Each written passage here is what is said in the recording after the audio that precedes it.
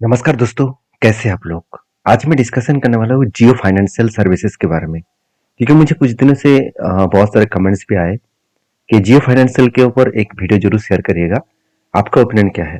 देखिए, फिलहाल के लिए मेरा जियो फाइनेंस के ऊपर कोई ट्रेड नहीं है, क्योंकि टेक्निकली चार्ट पैटर्न्स बनने के बाद भी मैं इस कंपनी के ऊपर अभी तक काम किया नहीं। उसके पीछे दो रीजन मैं बताऊंगा, और वो कारण कौन सा है जिस कारण की वजह से अभी भी कंपनी के ऊपर में पॉजिटिव तो हो, मगर अभी तक कोई फ्रेश मतलब एज ए स्विंग बेसिस में कोई काम नहीं किया। तो उसके पीछे रीजन एक एक करके मैं डिस्कशन करूंगा, तो इस वीडियो को लास्ट तक देखिएगा। देखिए, सबसे पहले मैं इन्वेस्टर के हिसाब से देखूं तो कंपनी के ऊपर इन्वेस्टर कंटिन्यू कर रहा है। ऐसे नहीं कि कंपनी के ऊपर एफआईएस ने माल बेचा। ऑब्वियसली माल तो बेचा, 21% होल्डिंग से होल्डिंग को कम करके कितना किया, अभी करीबन 15%। तो सीधा सीधा कहूँ तो यहाँ पे 6% के आसपास होल्डिंग को बेचा गया।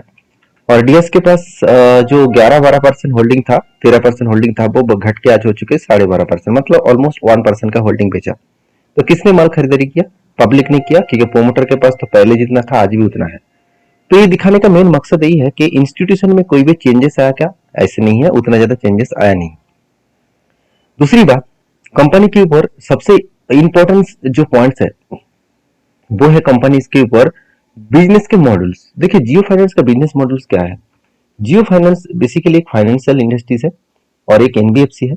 और इस कंपनी अभी तक बिजनेस को स्टार्टिंग ही नहीं किया, क्योंकि इतने बड़े कंपनी का अगर आप एनुअली इनकम देखेंगे, नेट प्रॉफिट देखेंगे तो कितना बन रहा है? 1600 करोड़। और एक क्यों बन रहा है? क्योंकि देखिए, कंपनी का जो सेल्स का ग्रोथ है वो ऑब्वियसली बढ़ा, इस साल में भी बढ़ा, पिछले सालों से भी बढ़ा। और एक्सपेंस मिटाने के बाद कंपनी का नेट प्रॉफिट जो है वो भी शानदार देखने को मिला। तो यहाँ पे अगर प्रॉफिटेबिलिटी ग्रोथ देखो तो एक झलक आप देखेंगे तो एक नजरिया अलग दिखेगा। इसके पीछे रीजन तो है, क्योंकि सीधा सीधा 48 करोड़ से 48 सॉरी 45 करोड़ से सीधा सीधा 1968 करोड़ बन चुके हैं। तो उसका यहाँ पे इफेक्ट दिखेगा। मगर इतना इफेक्ट देखने के बाद भी कंपनी के ऊपर रिटर्न ऑफ इक्विटी में कोई भी चेंजेस नहीं है। और कंपनी एक साल में कोई रिटर्न भी नहीं दिया। तो अभी एक चीज अब नोटिस करेंगे कि कंपनी इसके ऊपर यहाँ पे जियो फाइनेंस के ऊपर सबसे वीकनेस पॉइंट मुझे यहाँ पे ये लगा कि कंपनी के ऊपर देखिए आरओ से आरओए में एक कुछ खास ग्रोथ है नहीं। दूसरी बात, कंपनी के मानता हूँ कंपनी के करंट प्राइस और कंपनी का बुक वैल्यू आसपास है, तो एक वैल्यूएशन वाइज यहाँ पे तो एक वीकनेस पॉइंट मतलब ठीक ठाक दिखे। मगर कंपनी के इंडस्ट्रीज पी रेशियो के हिसाब से कंपनी का पी रेशियो बहुत हाई है। बहुत हाई मतलब कंपनी के एक टाइम पी रेशियो चला गया था करीबन करीबन 140 के ऊपर, और वहां से पीक फॉल हुआ और उसके बाद करेक्शन होने के बाद आज 82 के आसपास, सॉरी आज 89 के आसपास चल रहा है। इसका एवरेज पी रेशियो निकल कर आ रहा है 125 के आसपास। तो यहाँ पे सीधा सीधा कहूँ, कंपनी के जो सिचुएशन बने, कंपनी का जो सिचुएशन बने तो वो तो सस्ता ही देखने को मिला है, मगर इंडस्ट्रीज पी रेशियो के हिसाब से थोड़ा सा ज्यादा है। तो इसके कारण की वजह से मैं थोड़ा सा वीकनेस हूँ। बाकी कंपनी के क्वार्टरली अगर रिजल्ट देखूं तो कंपनी पिछले क्वार्टर्स की तुलना से इस बार कंपनी का सेल्स डाउन हो चुके हैं। उसके अगेंस्ट में कंपनी का प्रॉफिट सीधा सीधा आधा से भी कम हो चुके हैं। तो ये कंपनी के लिए बहुत बड़ा वीकनेस पॉइंट है, क्योंकि कंपनी में अगर ग्रोथ करना है तो हर टाइम कंपनी का प्रॉफिटेबिलिटी में ज्यादा जर्नी होना चाहिए। तो यहाँ पे हुआ कुछ उल्टा, और इसीलिए कंपनी का अर्निंग पर शेयर भी आधा हो चुके हैं। तो यहाँ पे भी मुझे एक वीकनेस पॉइंट दिखा।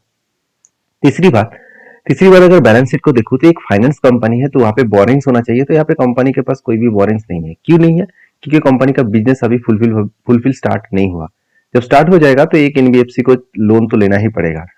तो एज ए रिजर्व के हिसाब से रिजर्व भी घटता हुआ देखने को मिले, और एसेट भी सेम टू सेम लेवल में देखने को मिला है। अभी एक चीज नोटिस करना, कंपनी के ऊपर एज ए मतलब टेक्निकली अगर चार्ट पैटर्न्स देखूं तो ध्यान से देखना, कंपनी के ऊपर जब से कंपनी लिस्टिंग हुआ उसके बाद कंपनी रॉकेट की तरह परफॉर्मेंस किया।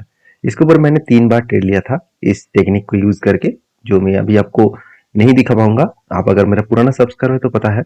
उसके बाद मैंने इस लेवल से कोई भी ट्रेड नहीं लिया। कंटिन्यूसली सेलिंग होने के बाद चार्ट यहाँ पे अगर देखूं तो 200 days moving average, 300 days moving average और 50 डेज मूविंग एवरेज, इसके रूल्स के हिसाब से जब भी ये जो ग्रीन वाला लाइन है ये 50 डेज मूविंग एवरेज है, ये जब भी इस दोनों लाइन को ब्रेक डाउन करे तो मैं एक पॉजिटिव डिसीजन लेता हूँ। फिर भी मैंने यहाँ पे पॉजिटिव डिसीजन इसीलिए नहीं लिया क्योंकि इसका जो लाइफ टाइम लो है उस लाइफ टाइम लो को टच तो किया, यहाँ पे सेलिंग यहाँ पे मतलब सपोर्ट को टच किया, उसके बाद ऊपर जाने का कोशिश तो कर रहा है, मगर अभी तक उतना स्ट्रांगली ग्रोथ नहीं है। तो मुझे लगता है एक बार फिर से सपोर्ट को टच करने के बाद अगर रिबाउंड्स करे तो मैं डिसीजन लूंगा। अगर यहाँ से ब्रेक डाउन हो जाए तो एक बड़ा फॉल हो सकते हैं। तो इसलिए मैं अभी तक इस कंपनी के ऊपर कोई पॉजिटिवली मतलब एंटी कुछ नहीं लिया। तो मैं इंतजार करूंगा कुछ पॉजिटिव सिचुएशन का। बाकी आपके क्या राय है जरूर कमेंट्स करना। वीडियो अच्छा लगे तो प्लीज लाइक करना। Thank you.